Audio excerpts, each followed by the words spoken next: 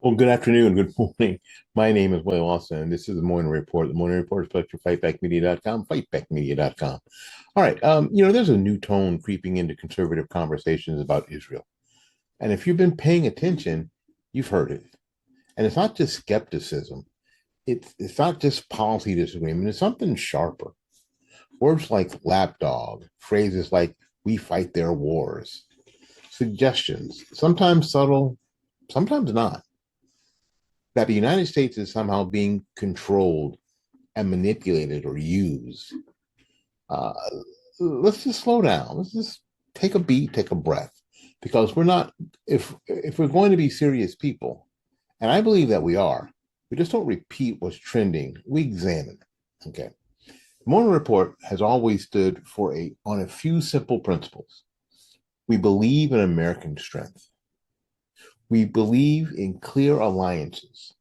We believe in knowing who our friends are and who our enemies are.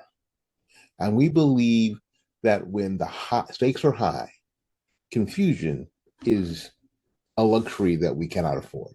So let me say this plainly and without apology and without hesitation. Israel is not our enemy. Israel is not some manipulator hiding behind the curtain. Israel is an ally, a real one, a consistent one. And in a world that is increasingly unstable, that matters more than ever. Now, does that mean that we never question? Oh, of course not, because every alliance should be evaluated. History teaches us that.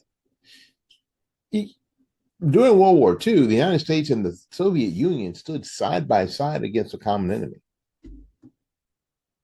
And not long after that, we were staring at each other across the Cold War that defined a generation. Alliances are not permanent. Interests change, circumstances change. That's reality. But here's the difference. And here's where too many people are getting sloppy.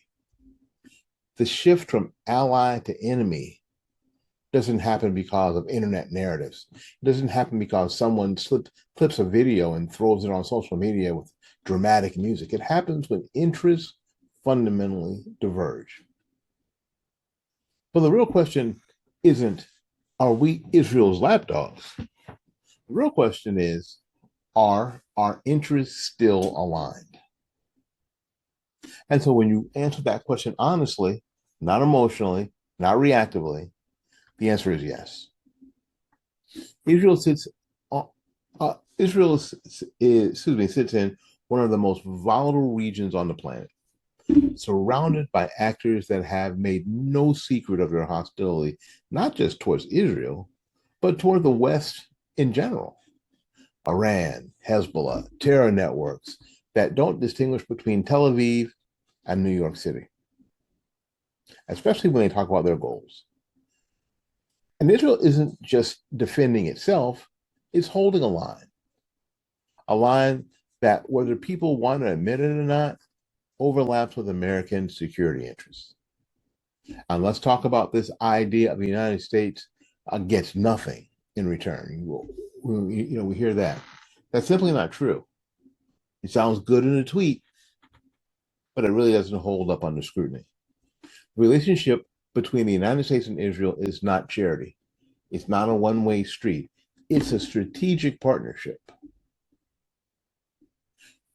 Uh, Intelligence sharing alone is invaluable. Israel operates in an environment where American access is limited. We know that. The information that flows from that region on terror networks, regional threats, and emerging dangers isn't just a benefit to Israel, it benefits us, and it has saved American lives. There's a military development missile defense systems, tactical innovations, real world combat data that you cannot simulate in a lab. When Israel develops tests and, and refine systems under live conditions, those lessons don't stay isolated. They flow back into the American defense thinking. And folks, that matters. And beyond that, there is something that is becoming increasingly rare in global politics. reliability. We've spent decades dealing with unstable partners, governments that shift, alliances that wobble, commitments that dissolve under the moment pressure is applied. Israel is not that. You may not agree with every decision they make, and you shouldn't have to, but you know where they stand and you know what they will do when tested. And that consistency, my friends, has value. Okay, now let's address the other side of this, because this is where the conversation has started to drift into, I think, dangerous territory. Because there's a difference between saying we should evaluate our alliances and saying we are being controlled. That's not the same statement, not even close. The first is serious. The second is speculation at best. And at worst, it echoes ideas that have been used for generations to divide and distract and poison honest conversation. So when people start talking about control and hidden influence and who is really pulling the strings, that's not foreign policy anymore. That's something else. And if we're not careful, we lose credibility in the moment that we step into that space. Because here's the truth. If the United States is making bad decisions, the responsibility lies in Washington, D.C., not in Jerusalem. We elect our leaders, we fund our projects, we set our direction. If something is wrong, we fix it, but we don't outsource blame to an ally because it's easier than holding our own system accountable. And that's where I think a lot of frustration actually comes from. Folks, I understand. People are tired. They're tired of debt. They're tired of the border crisis. They're tired of feeling like their own government isn't prioritizing them. And when they look around for answers, they start asking hard questions about where the money goes, where the attention goes, and where do loyalties lie. And that instinct to question is not the problem. That's healthy. But when that instinct turns into misplaced blame, when it jumps from policy critique to suspicion on an entire nation or people, that's where we lose the thread. We can't afford to lose the thread, because while we're arguing amongst ourselves, there are real enemies who are not confused about who they are or what they want. And let's make something else clear, perfectly clear, because I want there to be no ambiguity here. The Morning Report supports Israel's right to exist, not conditionally, not cautiously, fully. Israel has a right to defend itself, to protect its people, to respond to those who would do it harm.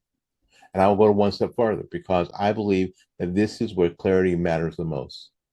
Those who are committed to the destruction of Israel, those who openly call for it, fund it, and act on it, are not just Israel's problems. They are a problem for anyone who believes in Western civilization, in ordered liberty, and in the idea that nations have a right to exist without being wiped off the map.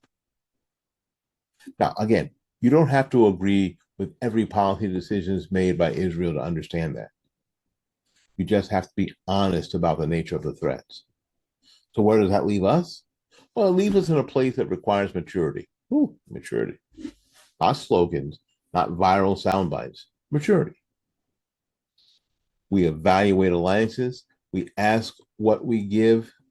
We ask what we give and what we get. We adjust when necessary. But we do not let frustrations turn into distortion. We do not let skepticism turn into suspicion. We do not let legitimate questions be hijacked by rhetoric that weakens our position instead of strengthening it. Because at the end of the day, this is not about being anyone's lapdog. It's about understanding the world as it is, not as it being shouted through a screen. And in that world, alliances matter, strength matters, clarity matters. Israel is not a perfect nation. Neither are we. But the alignment that exists, strategic culture, and yes, for many, moral is real. And until that alignment changes in a meaningful, measurable way, it deserves to be recognized for what it is. Not a burden, not a manipulation, but a partner that, when understood correctly, makes sense. And that's what it seems that too many people are forgetting. All right, we got to get out of here, make room for somebody else. So until we see you again, go out there and learn something, love somebody, and for goodness sakes, y'all take care of yourself. We will see you when we see you. Bye bye now.